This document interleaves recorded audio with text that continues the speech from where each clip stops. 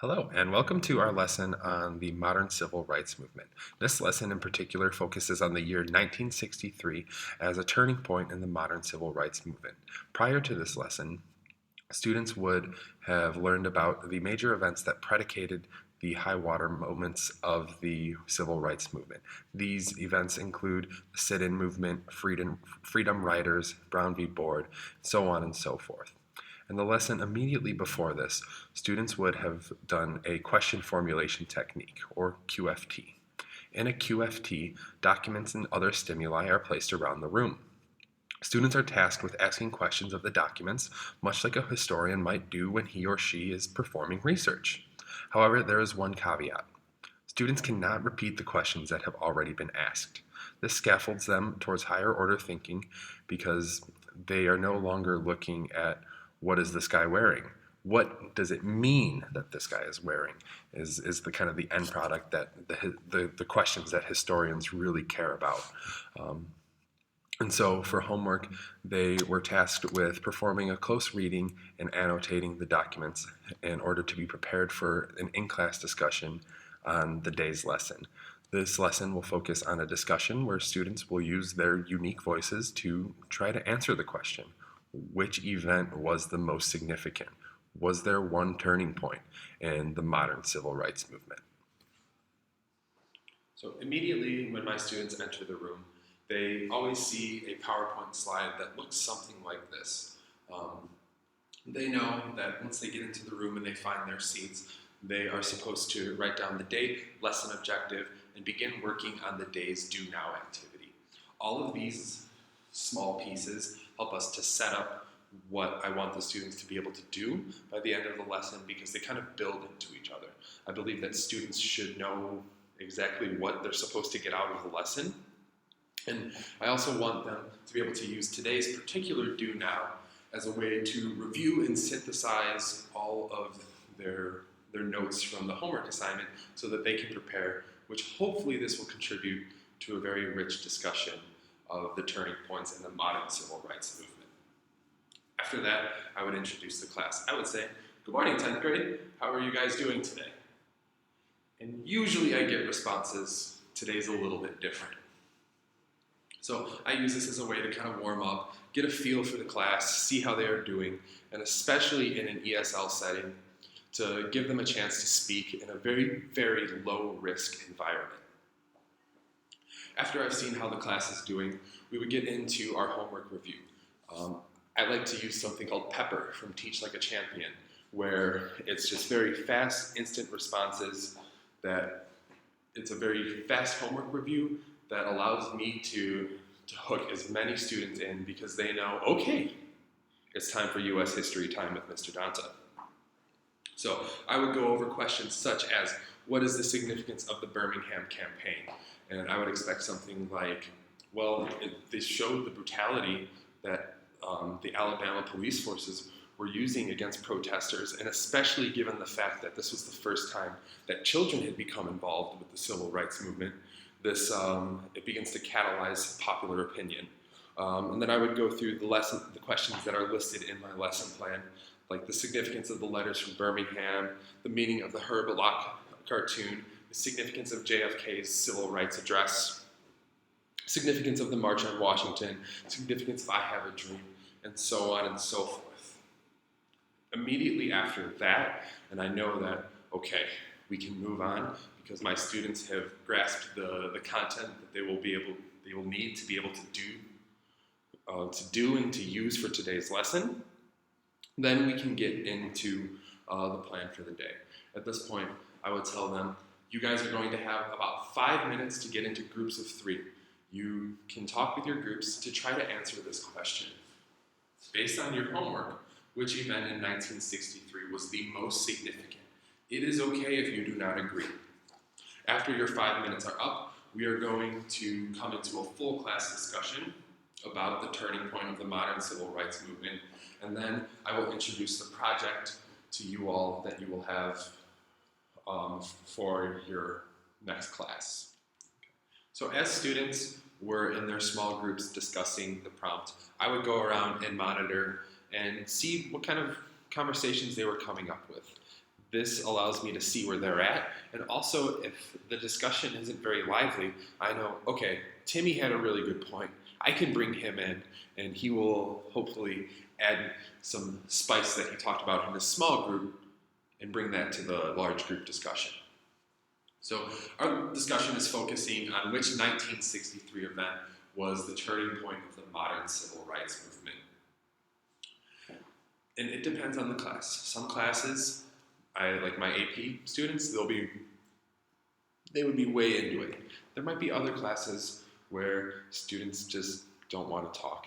Maybe it's first thing in the morning and they're still not up yet. So with that in mind, that's why I wanted to monitor the conversations that were happening in their small groups. And that's also why I have some additional preparations in case the discussion just isn't working. If this prompt doesn't get the discussion started nicely, I can ask the students, okay, on a sheet of your notebook paper, rank the events from most significant to least significant. Some students might need that to think, okay, why is Martin Luther King Jr.'s letter from Birmingham? Maybe that's not as important as his I Have a Dream speech. And they just need that extra little bit of processing to help scaffold them towards our big discussion that we have planned. Or if I have a class that I know is typically very shy, I might do a fishbowl discussion where I have the chairs in the middle and the students on the outside can monitor the discussion, and they can also back channel on our Edmodo page, which that brings me to the next piece.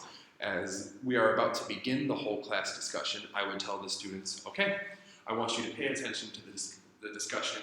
You guys should know my expectations for the whole class discussion at this point, but there is also a post on our class Edmodo page that you guys can respond to. You can kind of outline the discussion or talk about some of the events in the discussion as they are happening. This gives students a way to formulate their thoughts, and it also lets the students who might be a little bit shy have a chance to have their voices be heard. So the goal with the discussion is to be practicing our historical argumentation. I don't think that there is one exact event that was the most significant, but it's an exercise in seeing cause and effect and how all of these things kind of come together and snowball and create something much bigger than a single event. After the discussion has run its course, I would then explain the rubric that we have for the project tomorrow. I would go over the 4 categories on the rubric. They are content, creativity, timeline, and neatness. So content, you are addressing all of the content knowledge that was presented to you in the documents provided. Creativity, this is a unique piece of work. If I wanted to see an essay, I would ask you to write an essay. I want you to do something different. This could be a newspaper article, a poster, a video, a song, a skit. This can be whatever you want it to be, as long as it meets these other criteria. I also want the students to timeline the activity just so they can see how this all fits together in sequence and kind of start develop that historical thinking skill of causation like I previously talked about. And finally, neatness is the last section on the rubric where I want them to demonstrate that they put some thought and put some effort into this and they were able to tie it all together very nicely. I would then put it back to the class like, okay, content. What do we need to have in terms of content? And they would say, we need to address the Birmingham campaign. We need to address the details of our specific event. And then I would ping it to timeline. All right, what events does it need to be on there in order? And I would have them list for me in order: Birmingham campaign, letter from Birmingham jail, the Herb Block cartoon, JFK's civil rights address, the March on Washington, and finally the I Have a Dream speech. Creativity. I would ask some students like, okay, Becky, what do you want to do? Cool, that's a great idea. I'm excited to see that. Or so on and so forth, just to get the wheels turning. And then finally, with the neatness, I would ask, is this a project that you should spend 10 minutes in class tomorrow and just phone it in and let it be done with it? Or do I want you to use your class time wisely? How are you going to use your class time wisely for this project? I would then explain to them that their homework will be to show me some sort of preparation that they did for this project. If they are going to do a poster or a comic book, I want them to just draw a very, very fast sketch of how they think their project is going to look. If I want them to do, or if they decide that they want to do a video or a song, I'd say, all right, what themes are you going to talk about in your song? And this is just my way to kind of check and scaffold them along and make sure that they are working towards a product that they can be proud of upon the assignment's completion. I would then tell them that there are 4 categories, they are worth 5 points apiece. It's for a total score out of 20. Finally, after I have explained the rubric, I would get into the reflection portion for the lesson. As I described in the interview, there are 3 very, very important questions that I want to ask my students at the end of the lesson. I want to know, what are you confident about? What are you confused about? And how does this connect to your own lives? I want to know what they are confident about because I would expect that their confidence statements should align with the learning outcome that I designated in the lesson plan, that they should have gotten the main idea that I wanted them to pull from the lesson. Likewise, what are you confused about? This gives me some insight based on the population that I picked from, because I want to know what all of my students think, but sometimes we just don't have time in the reflection. So if I can get 3 to 5, I can have an idea of the different abilities and have an idea of where they stand. And I think, okay, if 5 out of those 5 students are really confused about something and they didn't get the gist of what I wanted them to get from the lesson, I know that before we can move on to that project tomorrow, we're going to have to circle back. We're going to have to tie up some of those loose ends so that we can move on and create a product that we are all proud of. And finally, I want to know how this connects to my students' lives because it gives them some Velcro for the material. Instead of it just being, oh, it's people protesting in the 1960s. Why should I care about that? But they understand, oh, like, enfranchisement's a big deal. It's a big part of what it means to be an American and functioning in a democratic society. We should care about that because a large portion of the population didn't have that unalienable right. And so those are 3 very valuable questions that I can use to kind of assess how effective the lesson was. After we have reflected for the day, I would post this final slide on the screen reminding the students to prepare for their project. I would tell them, hey guys, just remember to do your project preparation so that when we enter class the next day, we can just begin working on our projects right away and we can really hit the ground running. After that, I would ask if they have any questions about this assignment or anything that we talked about in class today. Finally, I would tell them, all right, there is a prompt on Edmodo where I want you guys to tweet a response about the lesson or about any of the events that we learned about and kind of try to take the perspective and tweet that event as it was happening. After that, I would tell them that I hope they have a lovely day and that I would see them tomorrow.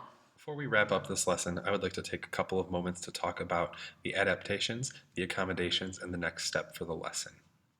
If I have a group of students who I know are hesitant to talk and don't do well in a full class discussion, I would open it up into a fishbowl discussion so that I can scaffold them and give them the processing time that they need to work with the material and engage with it in the same depth that my other students might. As far as adaptations, if this were an AP course, I could easily turn this lesson into some DBQ practice, where they could write a practice DBQ essay, or if I had the sense that, okay, we really need to work on our thesis writing, maybe I might say, all right, you have the documents, make a thesis, write your intro paragraph, and provide an outline for how the rest of the essay would be structured. Finally, for the next lesson, we are going to work on the creative projects, and that will start to transition out of this unit. From there, we would go into the Lyndon B. Johnson presidency and looking at what he did in the middle of the 1960s. So thank you so much for watching. I hope you guys enjoyed seeing what the lesson might be like. I know it's not the same when we don't have my wonderful group of AP kids in here, but I hope it kind of gives you a little bit of insight into who I am as a teacher, as well as my teaching philosophy. Thanks for watching. Bye.